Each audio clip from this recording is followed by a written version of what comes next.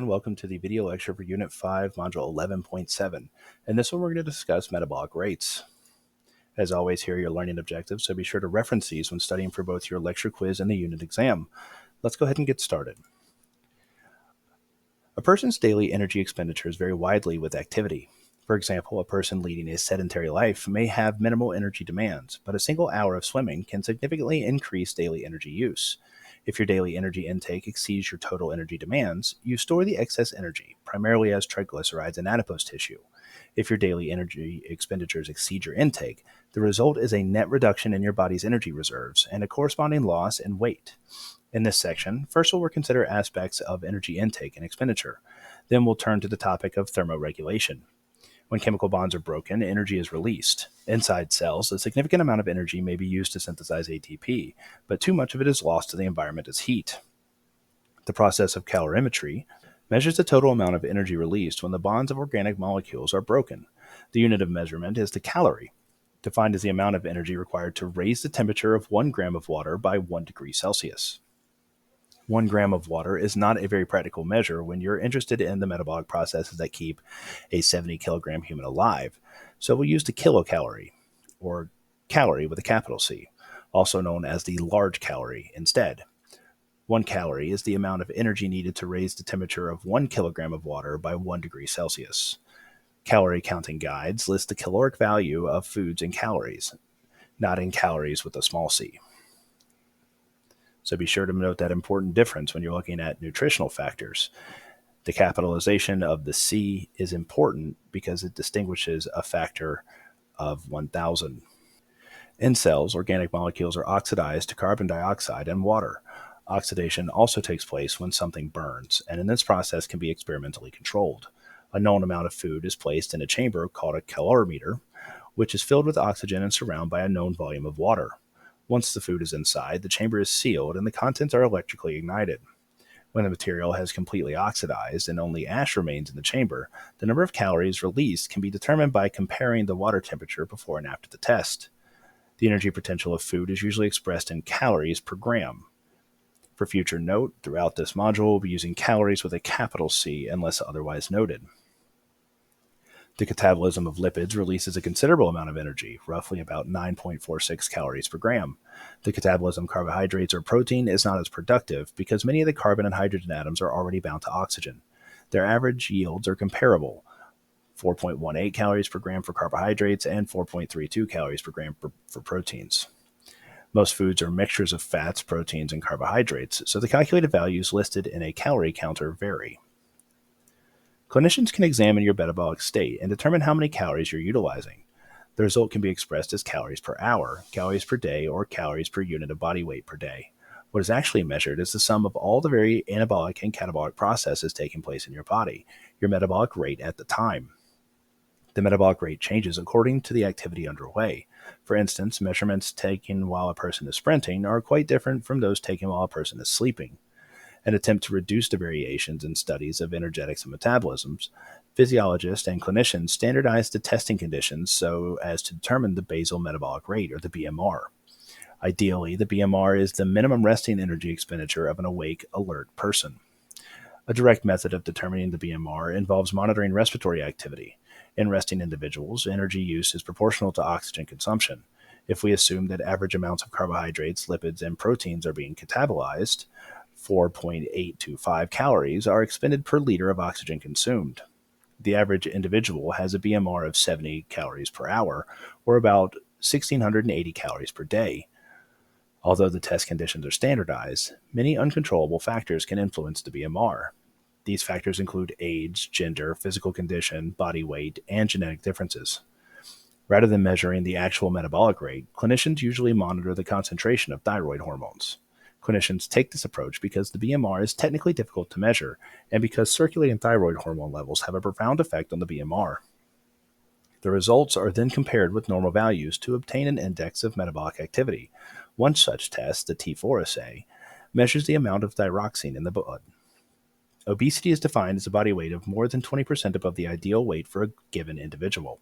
Currently, obesity is considered an epidemic and is taking its toll on the health of adults and children. Diseases associated with obesity include heart disease, cancer, and diabetes. For this reason, calorie counting and exercise are important in a weight control program. The control of appetite is poorly understood. Stretch receptors along the digestive tract, especially in the stomach, play a role, but other factors are probably more significant. Social factors, psychological pressures, and dietary habits are also important. Evidence also indicates that a complex hormonal stimuli interact to affect appetite. For example, the hormones cholecystokinin and adrenocorticotropic hormone, or ACTH, suppress the appetite. The hormone leptin, released by adipose tissues, also plays a role.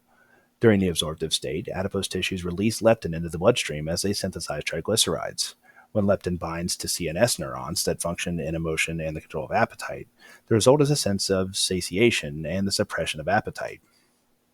Ghrelin, a hormone secreted from the gastric mucosa, stimulates appetite. Ghrelin levels decline when the stomach is full and increase during the fasting state. Blood ghrelin levels tend to be low in obese individuals, suggesting that it plays a role in obesity. Other effects of ghrelin are currently being studied. The BMR estimates the rate of energy use by the body. The energy that cells do not capture and harness is released as heat. This heat serves as an important homeostatic purpose. Humans are subject to vast changes in environmental temperatures, but our complex biochemical systems have a major limitation. Our enzymes operate only a relative narrow in temperature range. Accordingly, our bodies have an anatomical and physiological mechanisms that keep body temperatures within acceptable limits, regardless of environmental conditions. This homeostatic process is called thermoregulation. Failure to control body temperature can result in a series of physiological changes. For example, a body temperature below 36 degrees Celsius or above 40 degrees Celsius can cause disorientation. A temperature above 42 degrees Celsius can cause convulsions and permanent cell damage. We continuously produce heat as a byproduct of metabolism. When energy use increases due to physical activity, or when our cells are more actively metabolic, as they are during the absorptive states, additional heat is generated. The heat produced by biochemical reactions is retained by water, which makes up nearly 2/3 of the body weight.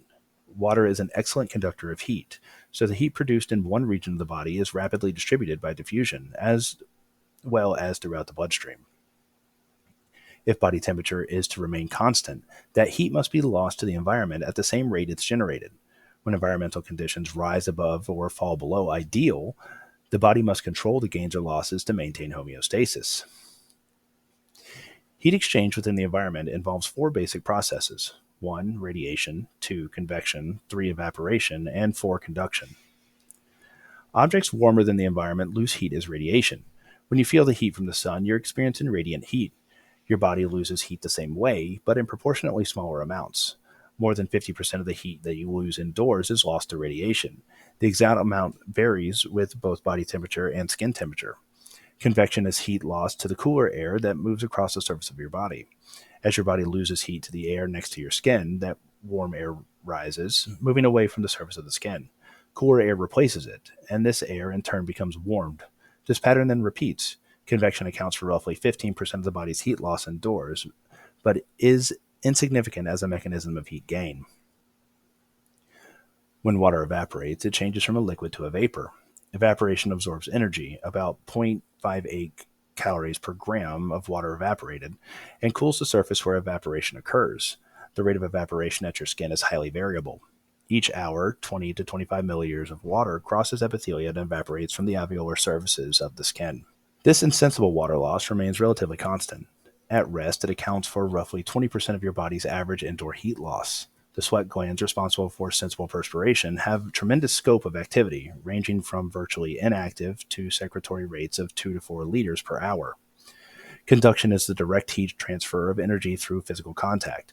When you come into an air-conditioned system classroom and sit into a cold plastic chair, you're immediately aware of this process. Conduction is generally not an effective way of gaining or losing heat. Its impact depends on the temperature of the object and the amount of skin surface area involved.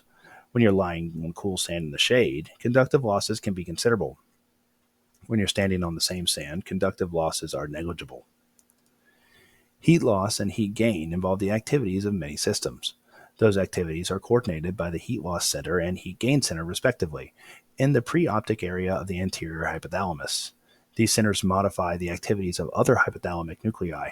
The overall effect is to control temperature by influencing two processes: the rate of heat production and the rate of heat loss to the environment. Changes in behavior may also support these processes. When the temperature at the preoptic nucleus rises above its set point, the heat loss center is stimulated, producing three major effects. One, the inhibition of the vasomotor center causes peripheral vasodilation, and warm blood flows to the surface of the body. The skin takes on a reddish color, temperature rises, and radiative and conductive losses increase. Two, as blood flow to the skin increases, sweat glands are stimulated to increase their secretory output. The perspiration flows across the body surface, and evaporative heat losses accelerate. Maximal secretion, if completely evaporated, will remove 2,320 calories per hour. And three, the respiratory centers are stimulated, and the depth of respiration increases. Often the individual begins breathing through an open mouth rather than through the nasal passageway. This increases evaporative heat loss through the lungs. The function of the heat gain center of the brain is to prevent hypothermia, or below normal body temperature. When the temperature at the preoctave nucleus drops below acceptable levels, the heat loss center is inhibited and the heat gain center is activated. The sympathetic vasomotor center decreases blood flow to the dermis, thereby reducing losses by radiation, convection, and conduction. The skin cools. With blood flow restricted, the skin may take on a bluish or pale color. The epithelial cells are not damaged because they can tolerate extended periods at temperatures as low as 25 degrees Celsius or as high as 49 degrees Celsius. In addition, blood returning from the limbs is shunted into a network of deep veins. Under warm conditions, blood flows in a superficial venous network. In cold conditions, blood is diverted to a network of veins that lie deep to an insulating layer of subcutaneous fat. This venous network wraps around the deep arteries, and heat is conducted from the warm blood flowing outward to the limbs of the cooler blood returning from the periphery. This arrangement traps the heat close to the body core and restricts heat losses. Such exchange between fluids that are moving in opposite directions is called countercurrent exchange. We can divide the mechanisms for generating heat into two broad categories: shivering thermogenesis and non-shivering thermogenesis. In shivering thermogenesis, a gradual increase in muscle tone increases the energy consumption of skeletal muscle tissues throughout your body. The more energy used, the more heat is produced. Both agonistic and antagonistic muscles are involved. The degree of stimulation varies with the demand. If the heat gain center is extremely active, muscle tone increases to the point at which stress receptor stimulation will produce brief oscillatory contractions of antagonistic muscles. In other words, you begin to shiver. Shivering increases the workload of the muscles and further elevates oxygen and energy consumption. The heat that's produced warms the deep vessels to which blood has been shunted by the sympathetic vasomotor center. Shivering can elevate body temperature quite effectively, increasing the rate of heat generation by as much as 400%. The intermittent cycle of capillary vasoconstriction and vasodilation in our hands when they are exposed to cold temperatures is called the Lewis wave or the Hunter's response. This is an autonomic response to reduce heat loss at the extremities. Non-shivering thermogenesis involves the release of hormones that increase the metabolic activity of all tissues. The heat gain center stimulates the adrenal medullae through the sympathetic division of the autonomic nervous system. As a result, epinephrine is released. It increases the rates of glycogenolysis in liver and skeletal muscles and the metabolic rate of most tissues. The effects are immediate. The preoptic nucleus regulates the production of thyrotropin-releasing hormone, or TRH, by the hypothalamus. In children, when body temperature is below normal, additional TRH is released. This hormone stimulates the release of thyroid-stimulating hormone, TSH, by the anterior lobe of the pituitary gland. In response to this release of TSH, the thyroid gland increases the rate of thyroxine released into the blood. Thyroxine increases not only the rate of carbohydrate catabolism, but also the rate of catabolism in other nutrients. These effects develop gradually over a period of days to weeks. The timing of thermoregulatory responses differs from person to person. A person may undergo acclimatization, a physiological adjustment to a particular environment over time. For example, natives of Tierra del Fuego, or off the southernmost tip of South America, once lived naked in the snow, but Hawaii residents often unpack their sweaters when the temperature drops below 22 degrees Celsius. Other source of variation is body size. Although heat production takes place within the mass of the body, heat loss takes place across the body surface. As an object or person gets larger, its surface area increases at a much slower rate than does its total volume.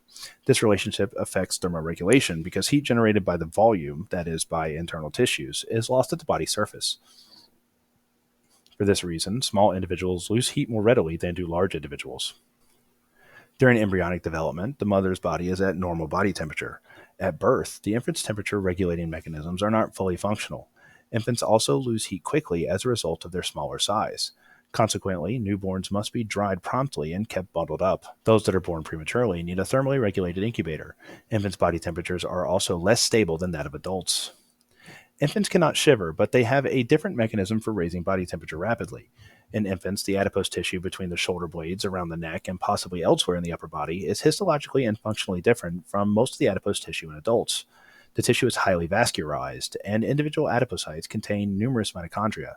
Together, these characteristics give a deep, rich color that is the source of the name of brown fat. Individual adipocytes and brown fat are innervated by sympathetic fibers. When these nerves are stimulated, lipolysis speeds up in the adipocytes. The cells do not capture the energy released through fatty acid catabolism. Instead, the energy radiates into the surrounding tissues as heat.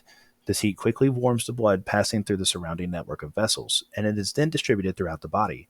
In this way, an infant can very quickly speed up metabolic heat generation by 100%.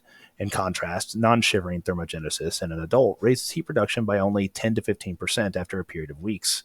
With increasing age and size, an infant's body temperature becomes more stable. As a result, brown fat becomes less important. With increased body size, skeletal muscle mass, and insulation, shivering thermogenesis becomes more effective in raising body temperature. Adults have little, if any, brown fat. Adults of a given body weight may differ in their thermal responses due to variations in body mass and tissue distribution. Adipose tissue is an excellent insulator. It conducts heat only about one-third the rate of other tissues.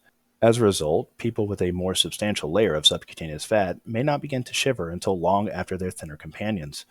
Two otherwise similar individuals may also differ in their response to temperature changes because their hypothalamic thermostats are at different settings. We all experience daily oscillations in body temperature. Temperatures peak during the day or early evening, and they fall 1 to 2 degrees Celsius at night. The ovulatory cycle also causes temperature fluctuations in women, as we saw in Unit 2. Individuals vary in the timing of their maximum temperature setting. Some have a series of peaks with an afternoon low. The origin of these patterns is unclear. The patterns do not result from daily activity regimens. For example, the temperatures of people who work at night still peak during the same range of times as the rest of the population. Any elevated body temperature is called pyrexia. Pyrexia is usually temporary. A fever is a body temperature greater than 37.2 degrees Celsius. We discussed fevers when we examined innate and nonspecific immunity. Fevers occur for a variety of reasons, not all of them pathological. In young children, transient fevers with no ill effects can result from exercise in warm weather. Similar exercise-related elevations were rarely seen in adults until running marathons became quite popular. Temperatures from 39 degrees Celsius to 41 degrees Celsius may result. For this reason, competitions are usually held when the air temperature is below 28 degrees Celsius. Fevers can also result from the following factors: abnormalities that affect the entire thermoregulatory mechanism, such as heat exhaustion or heat stroke; clinical problems that restrict blood flow, such as congestive heart failure; conditions that impair sweat gland activity, such as drug reactions and some skin conditions; the resetting of the hypothalamic thermostat by circulating pyrogens, most notably interleukin-1.